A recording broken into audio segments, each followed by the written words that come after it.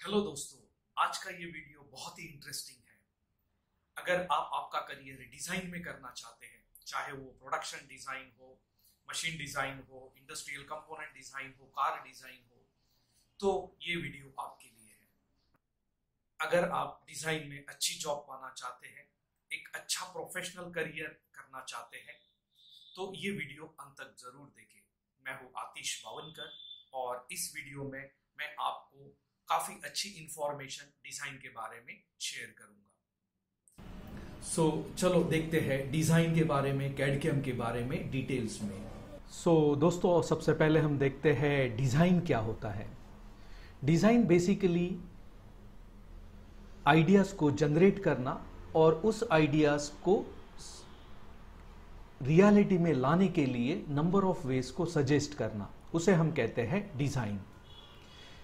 जैसे कि product design में जो स्टेजेस होती है कि फॉर एग्जांपल हमारे माइंड में आ गया है कि मुझे चेयर डिजाइन करनी है, तो ये कॉन्सेप्ट था हमारे माइंड में, बट वो चेयर कैसी रहेगी ये किसी और पर्सन को हम नहीं बता सकते अनलेस एंड अनटिल वो हम मैन्युफैक्चर करके दिखाए।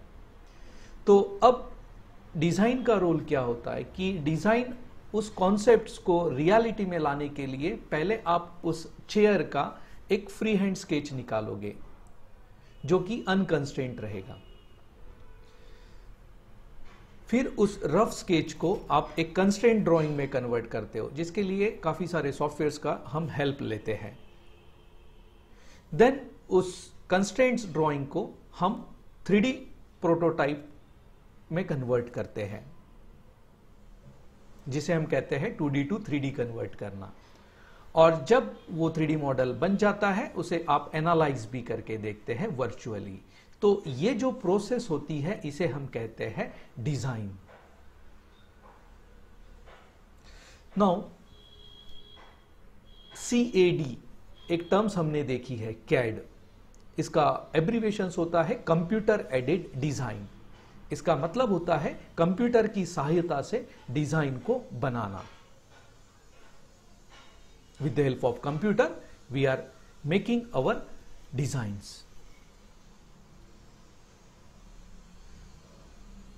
Then एक होता है CAM. CAM का मतलब होता है कंप्यूटर एडेड मैन्युफैक्चरिंग। इसका मतलब है कि आप मैन्युफैक्चरिंग प्रोसेस को बिफोर एक्चुअली परफॉर्म करने के पहले ही आप उसे वर्चुअल फॉर्मेट में आप देख सकते हैं, सो दैट अगर मैन्युफैक्चरिंग में कुछ अगर एरर्स आ रहे हैं तो वो प्रीवियस स्टेज पे ही प्रिडिक्ट हो जाए। तो इसमें मैन्युफैक्चरिंग के लिए आप टूल का positioning, speed, feed, depth of cut, ये सब चीजें कंट्रोल कर सकते हैं वर्चुअली। सो चलिए देखते हैं डिटेल्स में कि इंडस्ट्रीज में इसकी क्या रिक्वायरमेंट है। सो बेसिकली मैन्युफैक्चरिंग इंडस्ट्रीज हो, रिसर्च बेस्ड इंडस्ट्रीज हो या फिर डिजाइन कंसल्टेंसिंग फर्म हो, ये सब जगह एक स्किल्ड प्रोफेशनल्स की रिक्वायरमेंट होती है जिन्हें कैड/कैम के सॉफ्टवेयर का नॉलेज होता है। हमने देखा है दोस्तों कि काफी सारे हमारे फ्रेंड्स इंजीनियर्स तो बन जाते हैं बट उन्हें जॉब नहीं मिल पाती, specifically in the design field. So why they are not getting the job? तो उसका एक ही रीजन है दोस्तों कि बिकॉज ऑफ अनस्किल्ड। वो जो हमारे फ्रेंड्स हैं वो अनस्किल्ड है, इसीलिए उनकी इंडस्ट्रीज को नीड नहीं है। अगर वो स्किल्ड हो जाते हैं तो डेफिनेटली उसका इंडस्ट्रीज को यूज है, तो वो उन्हें हायर करेंगे। अब इंडस्ट्रीज को ऐसी कौन सी नीड है जो एक अनस्किल्ड प्रोफेशनल में नहीं होती? तो दोस्तों, जैसे कि डिजाइन में प्रोडक्ट डिजाइन का नॉलेज, प्रोडक्ट मैन्युफैक्चरिंग का नॉलेज, प्रोडक्ट सिमुलेशन का नॉलेज होना चाहिए। अब ये नॉलेज के लिए कैंडिडेट्स को मशीन डिजाइन के बारे में पता होना चाहिए, प्रोडक्ट विजुअलाइजेशंस के बारे में पता होना चाहिए और नॉलेज होना चाहिए कि ऑर्थोग्राफिक से आइसोमेट्रिक्स में ड्राइंग को कैसे कन्वर्ट करें। साथ में ही उसे GD&T का भी नॉलेज होना चाहिए। GD&T मतलब होता है ज्योमेट्रिकल डायमेंशंस एंड टॉलरेंसेस।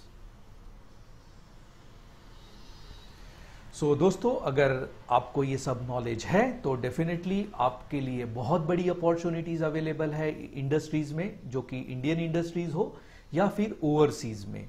आप इंडिया के बाहर में भी अच्छा अपॉर्चुनिटीज पा सकते हैं। इसमें काफ़ी सारी इंडस्ट्रीज है जहाँ पे डिज़ाइन में अवेलेबिलिटीज है, अपॉर्चुनिटीज़ है, जैसे कि automotive industries, aerospace industries, ship building industries, heavy machinery industries, agricultural equipment based industries, है ना। ऐसे काफ़ी सारी इंडस्ट्रीज है जहाँ पे डिज़ाइन पे काफ़ी अच्छी अपॉर्चुनिटीज़ है। अब दोस्तों देखते हैं कि इस कैड कैम टेक्नोलॉजी के लिए हमारा बेसिक क्वालिफिकेशंस क्या होना चाहिए।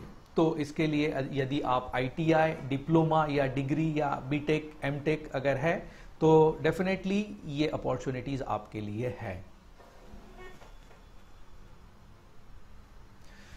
दोस्तों, कैड कैम में काफ़ी सारे मॉड्यूल्स होते हैं, जैसे कि part modelling, surface modelling, sheet metal, assembly, drafting and detailing, और भी काफ़ी सारे इसमें मॉड्यूल्स अवेलेबल होते हैं। एज पर इंडस्ट्रीज ये मॉड्यूल्स परचेस करती है और they are work for their needs. तो इसमें एक मॉड्यूल होता है जो कि बहुत ही ज़्यादा यूजफुल होता है, that is called the part modelling.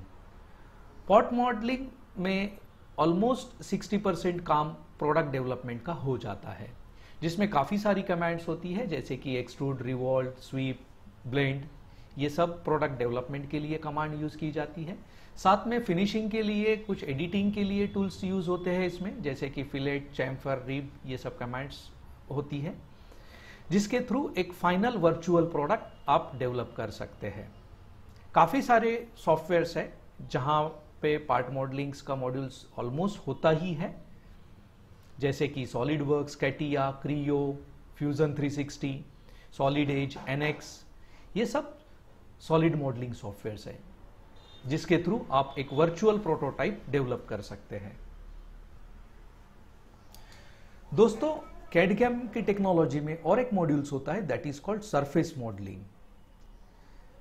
Surface modelling ये सॉलिड मॉडलिंग से काफी डिफरेंट होता है, जो कि सॉलिड मॉडलिंग ये थोड़ा इजी होता है as compare to surface modelling, but surface modelling ये काफी क्रिटिकल होता है टू डेवलप द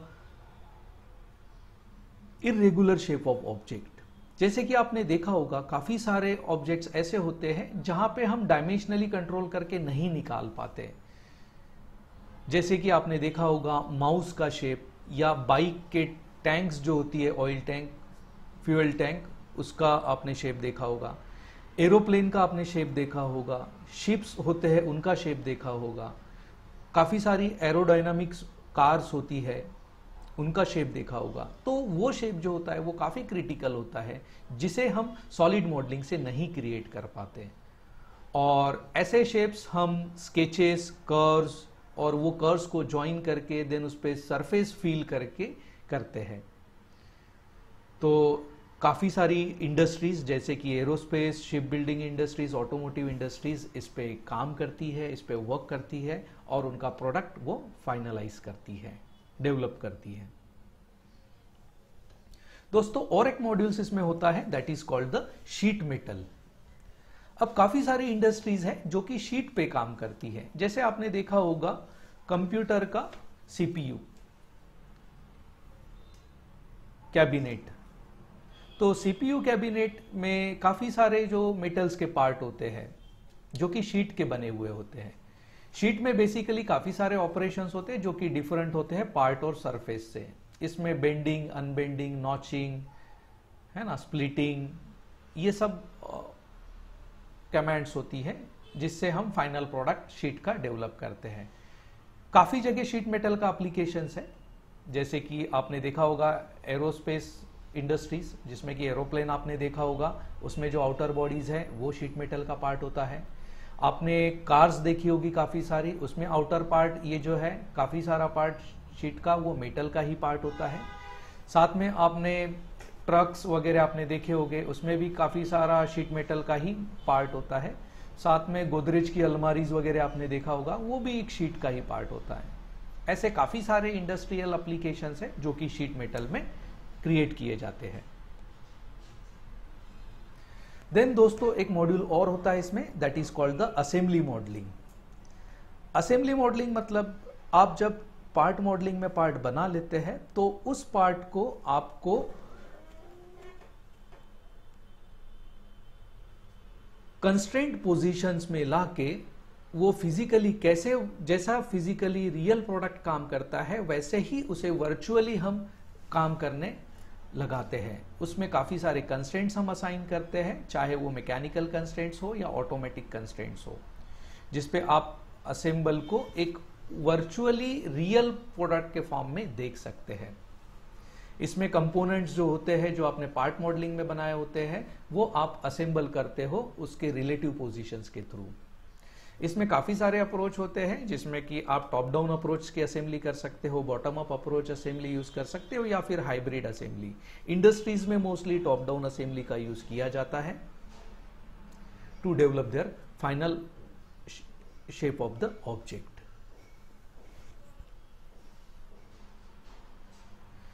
दोस्तों और एक मॉड्यूल्स इसमें आपको मिलेगा, that is called drawing and detailings का मॉड्यूल। मतलब जब आपने पार्ट डिजाइन में पार्ट बना लिया है या असेंबली में उसे असेंबल कर लिया है, तो अब आप उस प्रोडक्ट को मैन्युफैक्चरिंग पॉइंट ऑफ व्यू से देखना चाहते हो, तो उसे आपको पहले उसका ऑर्थोग्राफिक व्यूज में डेवलप करना होगा। उसमें एनोटेशंस देना होगा, जैसे कि टेक्स्ट, डायमेंशंस, लीडर, टेबल्स, ये सब चीजें ड्राइंग्स में होनी चाहिए, सो दैट जब वो प्रोडक्शन इंजीनियर के पास में ड्राइंग जाएगा तो by reading this drawing only they can manufacture the final shape of the product और असेंबली।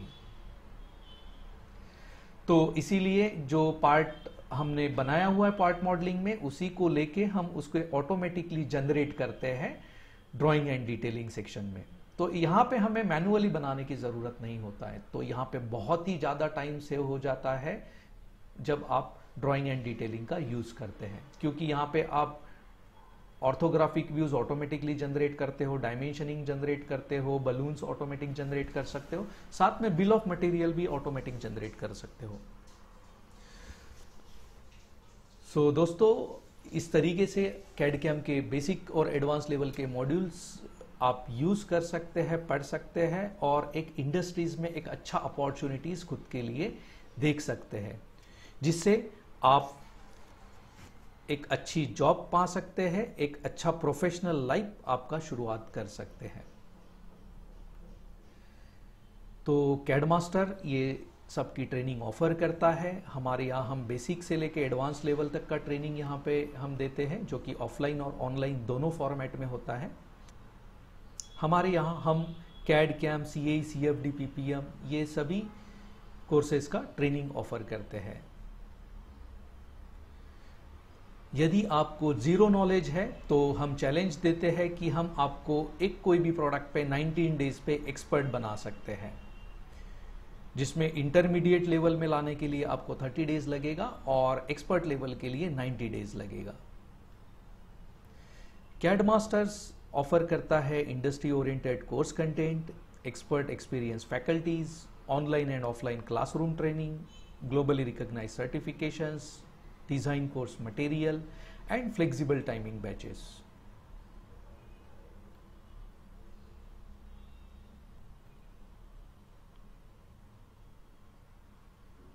यदि आप कोर्स कंटेंट देखना चाहते हैं तो हमारी वेबसाइट है, वहां आप लॉगिन कर सकते हैं www.cadmastery.com।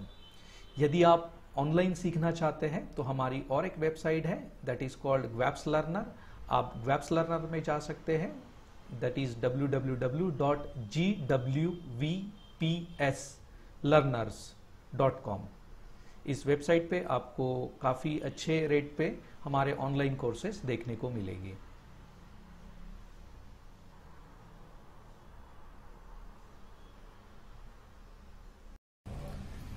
दोस्तों आशा करता हूं ये वीडियो आपको अच्छा लगा होगा।